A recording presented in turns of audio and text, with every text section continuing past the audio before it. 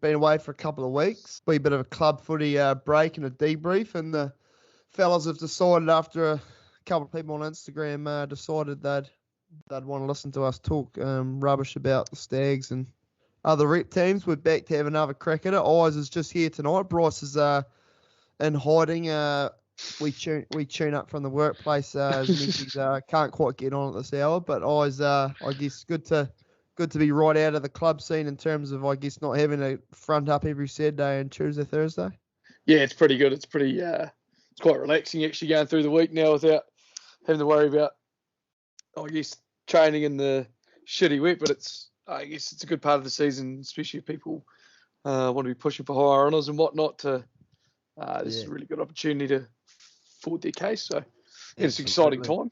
Absolutely exciting times with the Stags boys kicking off their campaign this weekend. We've obviously got massive derby under the roof, and I guess I was 2020. We had Southland took out the Donald Stewart for the first time since 2013, so plenty to play for. And I know, as usual, Stag Day will be a big hit, especially in Dunedin. I know they usually start pretty early at I think it's Starters Bar, isn't it, and get into their work. Yeah, no, they'll be flying into it. I think was it the second last round last year, Stag Day. So to have it first round, I'm not too sure if that's a good thing or a bad thing from supporters' point of view. It's everything going in quite fresh. I don't even remember one being first round. There's usually been a couple before it. So I'd imagine a lot of those boys who are making the journey up to Dunedin and all the students up there will be really looking into their work. Yeah, absolutely. What we might do first is get stuck into the Stag squad, because it was named middle of last week. Some interesting names, a few obviously returning faces and plenty of new faces. I guess just before we go through it in depth, Eyes, anything that stood out to you in terms of the Stag squad and how it's shaping up this season? I guess it's the guys that they signed reasonably late in the piece. Guys like Milo Harris, Joel Everson, guys who weren't contracted elsewhere. I think they're really good pickups. They bring up quite a bit of experience playing higher levels, and I guess that adds a little bit more experience, but also a little bit of class as well to the side.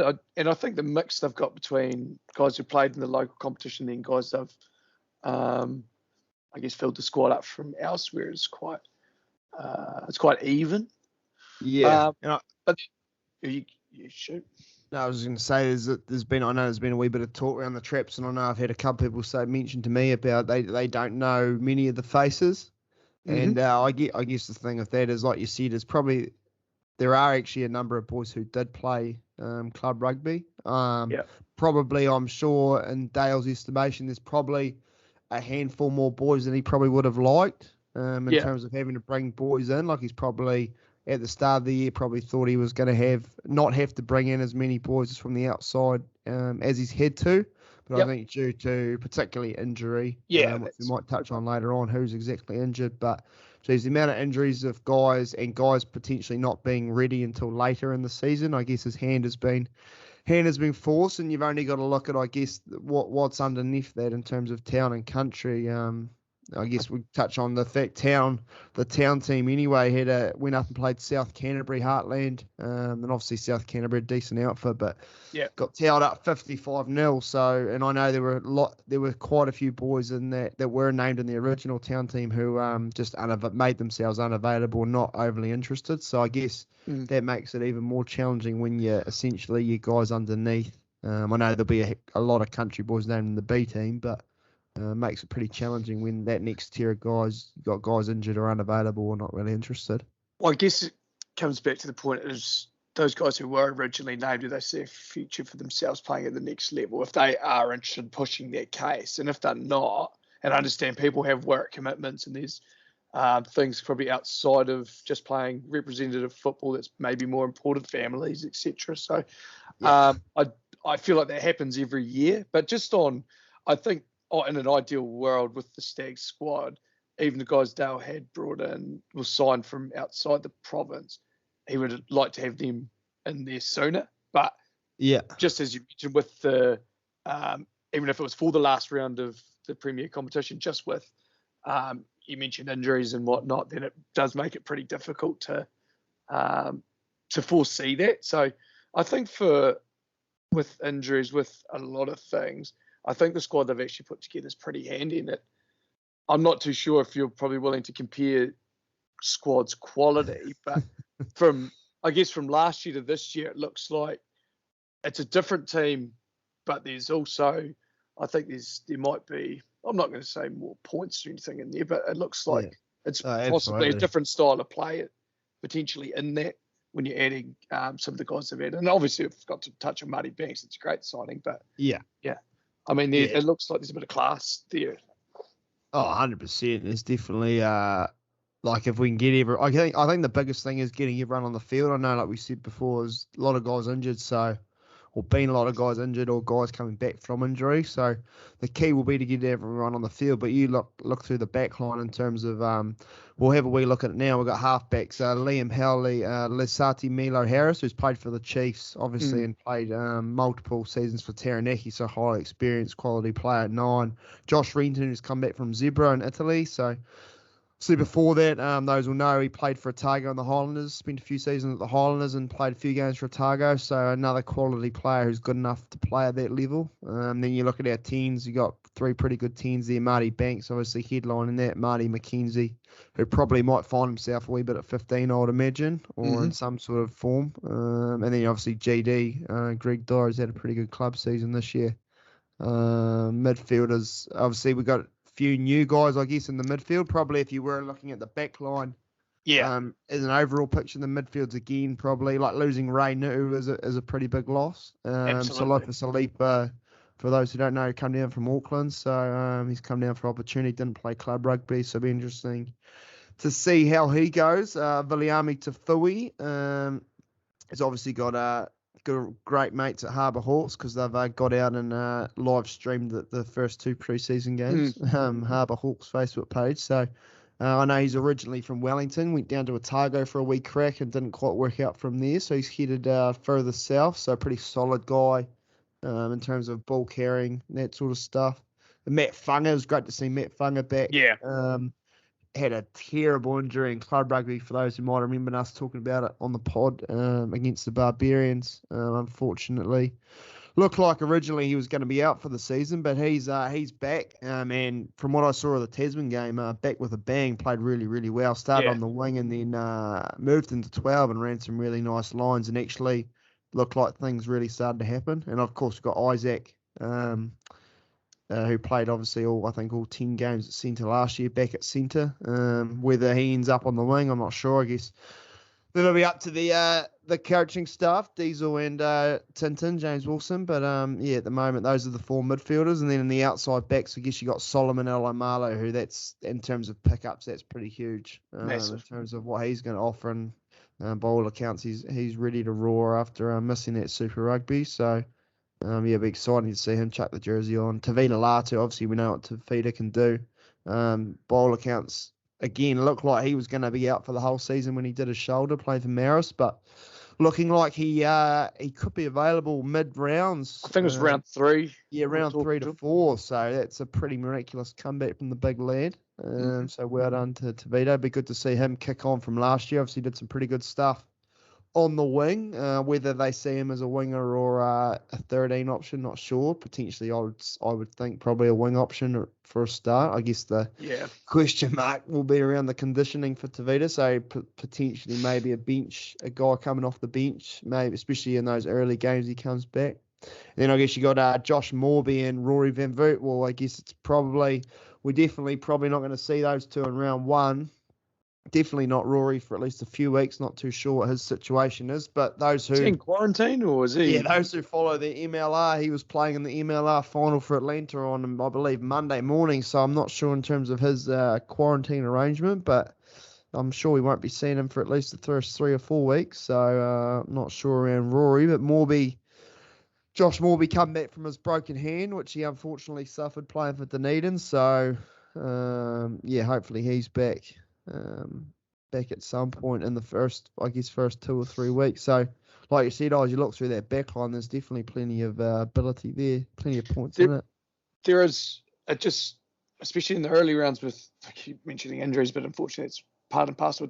They don't have a lot of options about what their initial, backline will be. But in probably 2 or 3 weeks' time, they're actually going to be pretty spoilt with choices, hopefully. And there's a lot of guys who seem kind of interchangeable in some positions. So Dale's got a few, I hope, a few positive headaches coming in the later rounds. So it's pretty exciting from a fan's point of view, seeing the potential backline that the Stags could chuck out. Absolutely. We might have a quick look at the forward pack. We'll start up front because obviously all starts up front. I guess the glaring omissions from last year in the prop department would have to be Siati Tokalahi, who's headed off to France. So that's a pretty big loss in terms of a tight head prop. And he was pretty massive for the Stags last year in terms of just going about his core roles, and he's a pretty quality player. So Chris Apua and Tom Ross. Tom Ross, who's been called in from the Brumbies. So looks like a pretty solid lad. So those two will be charged with, I guess, filling that hole. I guess on the other side, obviously, Ethan de Groot, who wasn't with the Stags, then he was, and now he's not again. So pretty awesome for Ethan, I guess, to get the call up to the All Blacks again. Hopefully get some action with them. If he's in the grandstand, I guess, be a few frustrated Stags fans, I can imagine. If he's not playing next Saturday and he's this Saturday or next Saturday in the Bledisloe games, and he's missing out on some Stags action. But hopefully get some game time, and I guess that leaves Joey Walsh and Polalatu, who's come down from Hawke's Bay. So they'll be charged with, I guess, anchoring the loose head side while Ethan's away, and then I guess Nico Manine is the other prop there, who's promising young player, but I believe he's probably. I think he was meant to be a majority of the season, but he could actually also be back in the mid rounds, I believe. And obviously he's still, I guess, in his early stages of his propping career at that level. Played, I think, 1 game last year, so I'm sure he might get an opportunity later down the season if he's ready to go. I guess we got Hooker. Hooker's probably is a strength. I guess when you look at Tatey, Greg Pleasance-Tate, Flynn Thomas, it's good to see Flynn come through a full club season. Hopefully he can stay injury free. And then you got Tuapati, Delamaitonga Tuapati, who's back again, the ageless tour.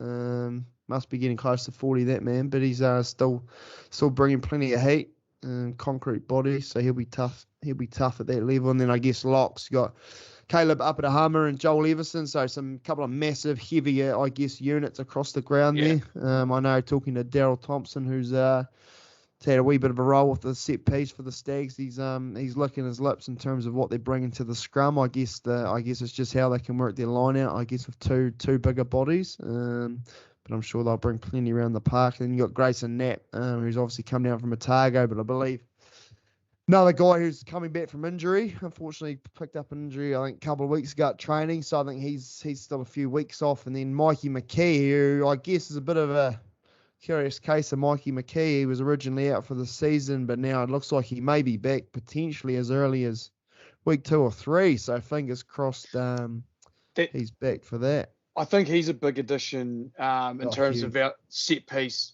mainly the line out. And actually, from what he's brought around the field in the last couple of seasons, I think Mikey's been improved every year. So for Dale to get him back, I think he'd be over the moon. Yeah, 100%. So yeah, Mikey, huge high Q in that line out department, and he'll be pretty crucial. I guess you talk about balance in positions and balance in a pack. Like, I guess with Caleb and Joel there, Mikey sort of balances that out. Like, he's got silky skills. He's good on the line out. He can call a line out. He's got good IQ. So I guess it creates a pretty good balance there. And then you get Grayson Knapp back, who I haven't seen a lot of, but I understand everything I've heard. He's got a big engine. He's a hard worker, and he just goes about his business moves pretty well around the field. So it'd be good to see him get a crack as well. I believe he actually played some young rugby for Midlands. Midlands back in his under 8, under 9, under 10 days, I believe. So I'm sure when club day comes, the Wyndham lads will be throwing him a pair of socks.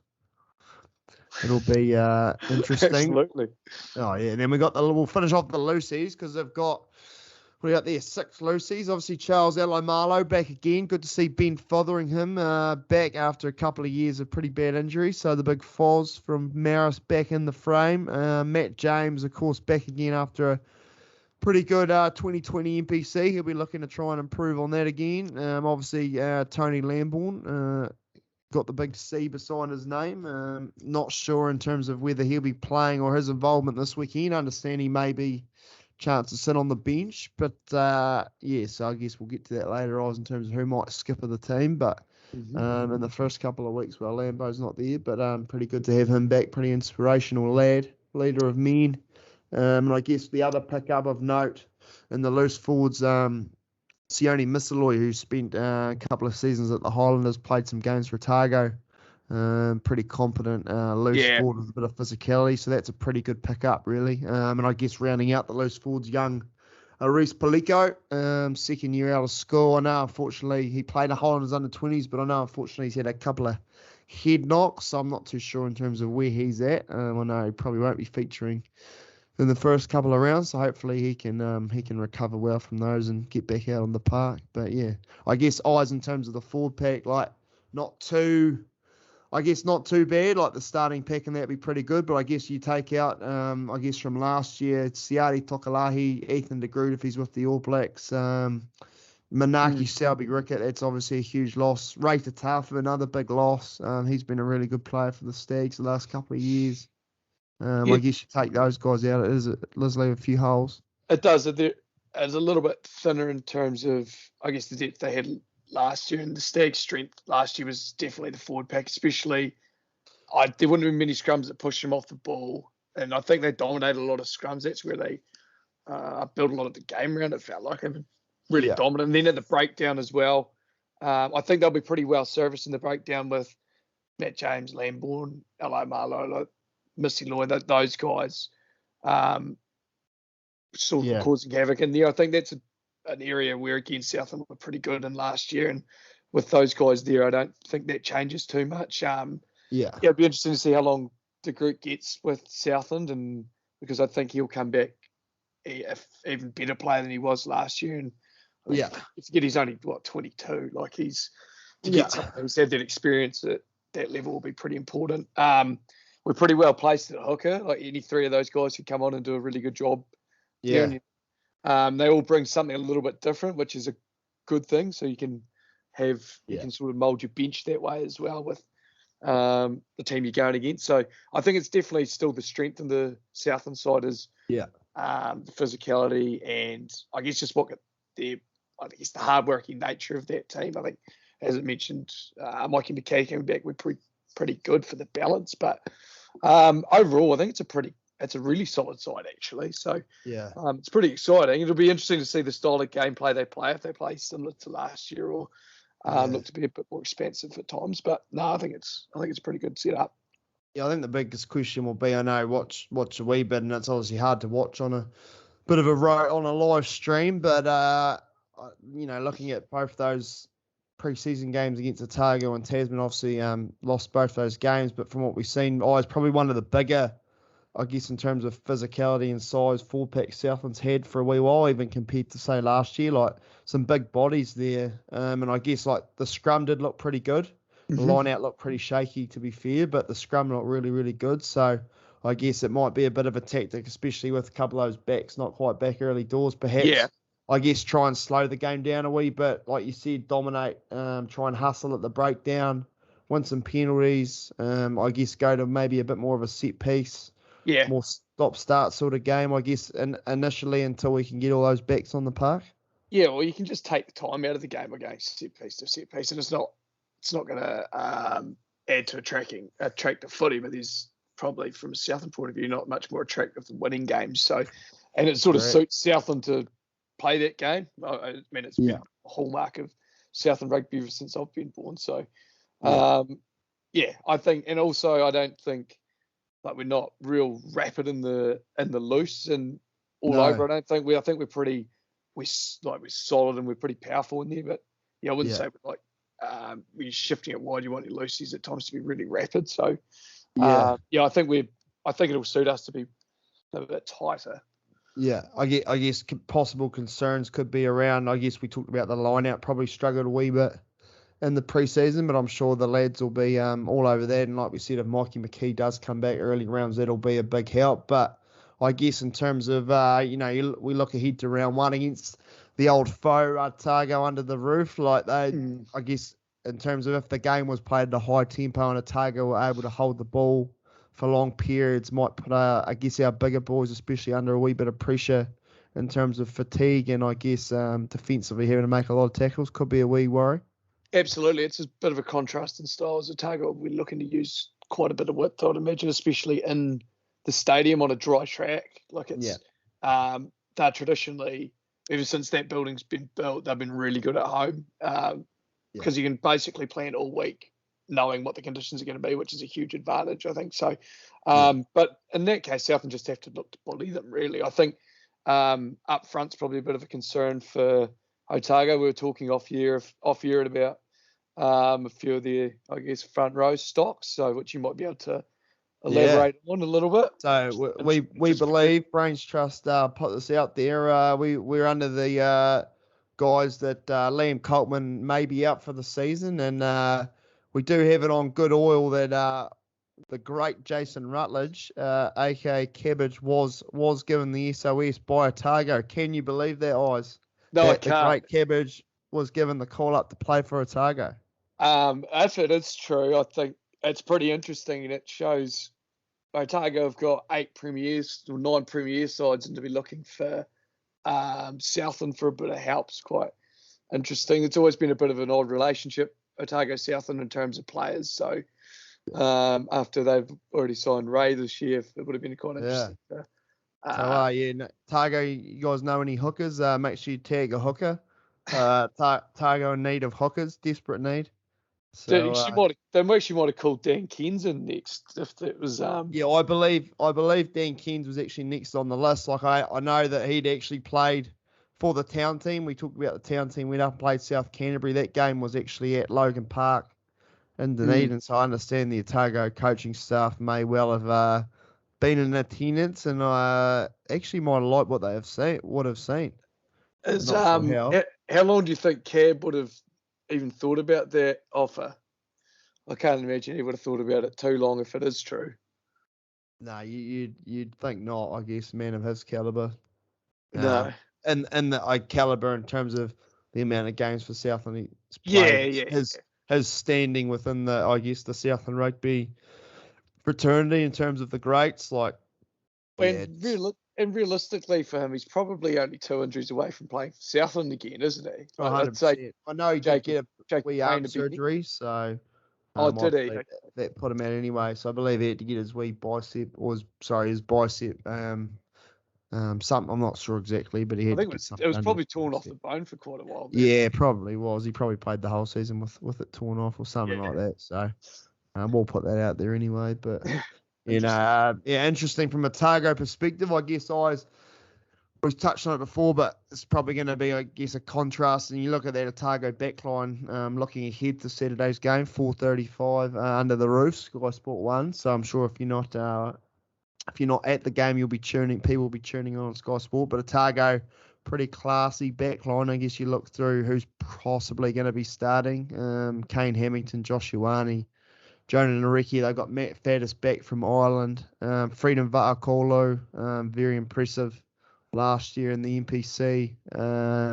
You see chuck in Vili Karoi, guys like that. It's a pretty impressive backline, probably as good as any in the competition. Ray Nu'u.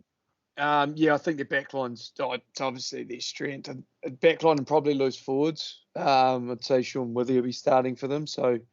Well, I'd imagine so. I've heard a wee whisper he's actually not even in the 23, but I guess we'll find out when team's named. But have been told secondhand that he possibly won't be in the 23. So I guess just shows you the riches that Otago have got on the backs and the loose forwards at the moment with everyone healthy. So watch that space, I guess, over the next day or so.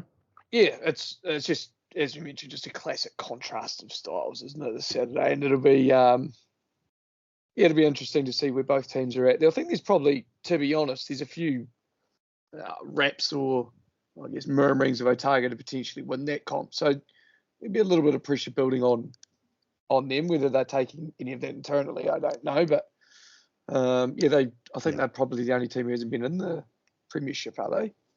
I believe so. I Yeah. believe so. Apart from obviously, I think it's Southland and No, I think Northland. Southland were in there in the first couple of years. Sorry, Southland were in the very first year. Yeah. Yes, correct. Yeah, so Southland were in the first year. I believe Otago, maybe Northland.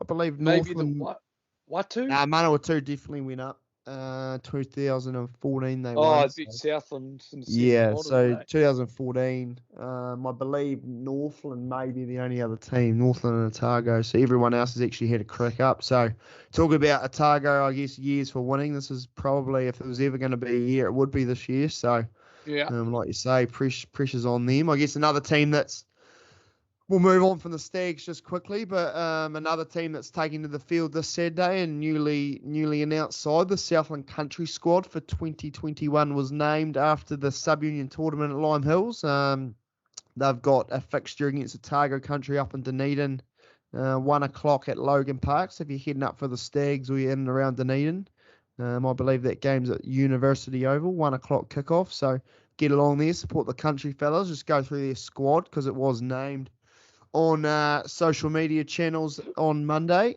Tom Scanlon, Ben Holland, Jaden Henderson, Lockie McCall, Ryan Carter, Tom Simmers, Brenton Howden, Joe Robbins, Albert Coro, Jacob Coughlin, Jaden Walsh, Nathan Boxer, Hayden Stevens, Levi Wyrell, Sam Wheely, Jordan Marsh, Seamus McGugan, Jeremy McLeod, Angus Simmons, Amika Alugu, Michael Robinson, Tyson Crown, Vitaly Rokikwa, Kane Prentice, and Andy Howe. So that's Fucking not a handy bad team. outfit. Very handy. I think that side might be a little. Well, yeah, sure too. I think depending on how many. I think that side's probably better than the town team, and they play each other in 2 weeks' time. Is that correct? Yeah. So Southland Country play on Otago Country this Saturday, August the 7th in Dunedin. That's followed by the Town Country fixture, which I don't believe happened in the senior space last year, but so that's next Saturday, the 14th of August at Mosburn, I believe 2:30 kickoff. So get out to that if you're after a bit of Town Country action.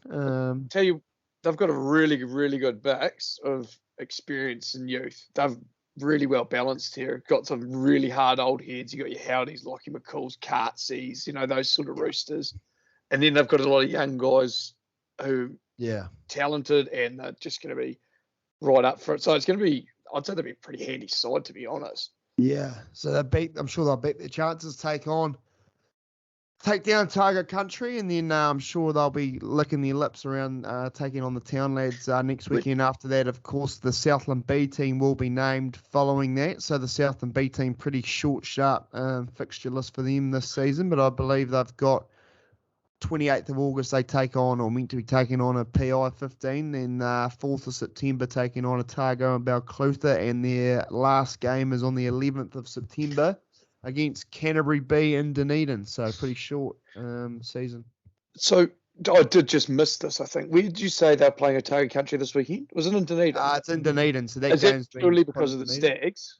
I believe so, yes. Okay, I was going to say otherwise, a bit fucking ridiculous. Yeah. No, I believe that game's been put in Dunedin. I believe it might be Southland Country and or Otago Country have got a box sorted. Might be wrong on that. I think that might be a go one way or the other or both. So interesting stuff. I'm sure they'll be into their work. Another good thing, they've got guys who are sort of on that cusp of that, like development, sort of Southland. Yeah. Area, like Jacob, and I'm not sure if Joey Robbins. Yeah, and as a Mika, I know played against. He's played some pre-season footy. So yeah, absolutely. It's not like the old days not the old days, but days where Town would get all the players that were fringe. Southland guys. So that's a really handy country team. So I'm looking forward to seeing how they go, especially this weekend. Otago Country traditionally reasonably handy, so if they can knock them off. They'll be paying $1 to beat Town, I think, on the 14th. So where is that game? Is that going to be the showgrounds? Mosburn. Mosburn. So way out of the way. Good stuff. So the Mozzie club will be turning it on, I'm sure. Cartsy playing it on home turf. Skipper too, isn't he? Is he? I'm pretty sure he's country. I think he's country skipper for Cartsy. Okay. All right. Interesting stuff. We might have a wee look at the Town team. So that's the country program. Town, obviously, as we mentioned earlier, took on South Canterbury, or pretty underdone to be brutally honest. I think 2 trainings and a number of withdrawals and injuries, but they took a team up to Dunedin nonetheless, but got pretty humbled by South Canterbury. Of course, one of the better Heartland teams going around, 55 points to nil, so a bit of a bath. Talking to a couple of the boys, I think South Canterbury, plenty of big Fijian lads who ran rampant on Saturday afternoon. So some good learnings for those lads. But if we go through that squad, I know this possibly... Yeah, I was going to say, this possibly outdated almost. Yeah, this is probably outdated, but we've got Leo Wikiquest, Sinesco Crichton, Chris Barrett, Ruben Northover, Jacob Payne, Josh Harwood, Daniel Keynes, Craig Smith, Jay Nyavolu, Jack Capel, Mickey Willemans, Ben Keenan, Hayden Haggerty, Liam Moody-Johns, Jordan Stewart in the forwards. And again, I think a few of these guys have actually pulled pin or made themselves unavailable. So Hayden Edgley's on there. I believe he may have pulled pin as well, possibly. Ben Pope, who's there. Jay Thompson, he's there, but actually he's injured, out for, I believe, around 6 weeks with a knee injury picked up in the Otago preseason game. Desmond Spooner, he's there. Kalani Elder from Blues. Will Murray, I believe, is withdrawn. Matarua Tupou, he's there. Kieran Lee, of course, we know Kieran Lee. Brad Koeman, I believe, has got a few concussion issues he's working through, so whether he plays or not, I don't believe he will be, but watch that space. And Fale Yusefo, so... yeah, plenty of guys, I guess, on the injury list. As you look through that, it's a pretty thin roster. I know they've called a few guys in to the original list. So just looking at I'm looking at the team that played South Canterbury, and there's a fair number of guys who aren't playing. So yeah, I guess that yeah. Well, I mean, it makes it pretty difficult for the coaches there picking guys in. And to be fair, if you're not keen to play rep footy, then fuck, I can't. I don't blame you. Like, to be honest, if you don't, you get pretty sick of footy after that. So it does make it quite difficult to put out a really competitive town side. But I think what they'll be looking for is obviously to build one decent team out of that town country thing. So obviously for Southland B. So yeah, who have they got this weekend? Town was scheduled to play the PIs, but was it supposed to be this weekend? Okay, it was scheduled, but that game's been chucked in the bin, and instead the town team will be taking on the under-19s in a bit of a modified sort of game. So more of a, I guess, some scenario type hit out on Thursday night. So under-19s, obviously, there's a few boys there who have actually featured in both the town team that played last week and a couple of the under-19 players, Hayden Michaels and Josh Morrell, have actually had a taste of STAGS preseason action. So I guess that's the next team in terms of, I guess, from a representative point of view, the under-19s. You might as well talk us through how the under-19s are shaping up, considering you're coaching this. I don't know if we need to say too much more about the town side to be. Yeah, not much more about town, but yeah, the Southland under-19s not looking too bad. Of course, formerly the under-19 program was the national tournament up in Taupo, but that's obviously been canned post-COVID, replaced by a Super Rugby under-20 setup, which some of you might have seen on television earlier, and I think it was April. So essentially the under-19 provincial program's still there, but it's gone regional. So the 4 South Island unions, Southland, Otago, Canterbury, Tasman, will just play each other. I guess in terms of Southland, like, obviously pretty hard for us to compete with, especially Otago and Canterbury. In terms of their under-19s, we obviously lose a lot of boys up to university and various other places. So Southland teams got a handful of under-20 players, under-20 eligible players. So that obviously helps in terms of, I guess, putting a pretty good competitive team on the park. And we are pretty fortunate this year. They're a good group of under-20 boys as well as some really good under-19 players. So hopefully putting that together, the team should be able to compete pretty well with, I guess, the traditional bigger dogs. So they got North Otago B, a warm-up game next Saturday up in Dunedin, and then take on Otago and Balclutha on the 21st of August in a warm-up game, and then head back to the same ground a week later and play the first competition game against Otago and Balclutha, and then after that it's a trip to Christchurch to play Canterbury on the 4th of September and Tasman and Christchurch on the 7th of September, so a Saturday, Tuesday game. So pretty short campaign, but yeah, some pretty good lads there. I guess you got guys like Hayden Michaels, Josh Morrell, Maliki Soili, just to name a few. So yeah. Are you allowed to get players from Otago, Canterbury, or of like who are from Southland? Is there anything?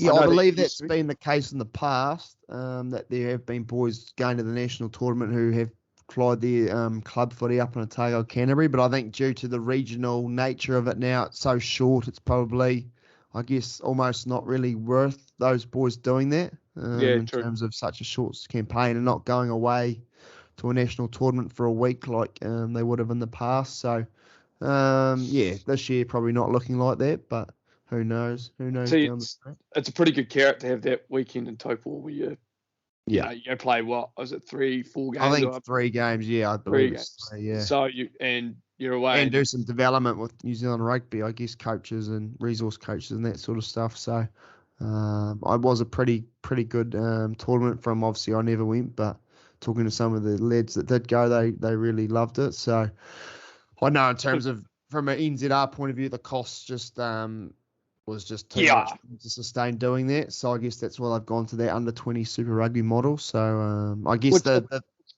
think it's a good model, that under 20s Super Rugby, but you are missing that level below those guys who aren't going to make that. I feel like that is a bit more of a carrot for some of those guys who are under 19 to keep.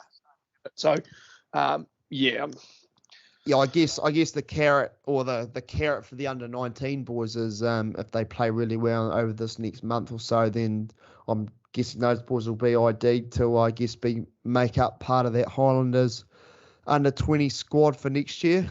I guess looking ahead to early next year, that campaign will start in terms of selection process and all that sort of stuff. So I'm sure there'll be a few boys down here, some of the boys that I just mentioned. As well as a couple others who will try and put their hand up for that, I would say. Which will be exciting for them. But yeah, it'll be interesting stuff. I guess that might do us, Oz, but hopefully we might have come back either next week or the week after, have a wee wrap up in terms of how both the Stags and those rep teams have gone. But I guess plenty to look forward to over the next couple of weeks. You're obviously heading up to the All Blacks game on Saturday, so you'll be in the big smoke. Looking forward to that. Yeah, I've got a stag do building into the All Blacks, so it'll be pretty well lubricated by the time that kicks off. But I'm not sure if I'll get the chance to watch the Staggies, unfortunately. I'll just sort of may have to tune in on my blower. But is that a tribe update sort of setup, or? Could be, bro. I'd probably be too juiced to even realise that the Stags is playing. But it should be good, and hopefully all these rep teams can put out a good performance on Saturday that get a few positives out of it, and hopefully Staggies get the jockeys. Absolutely. All right, mate. Good to talk, and we'll see how we go in a couple of weeks. Sweet.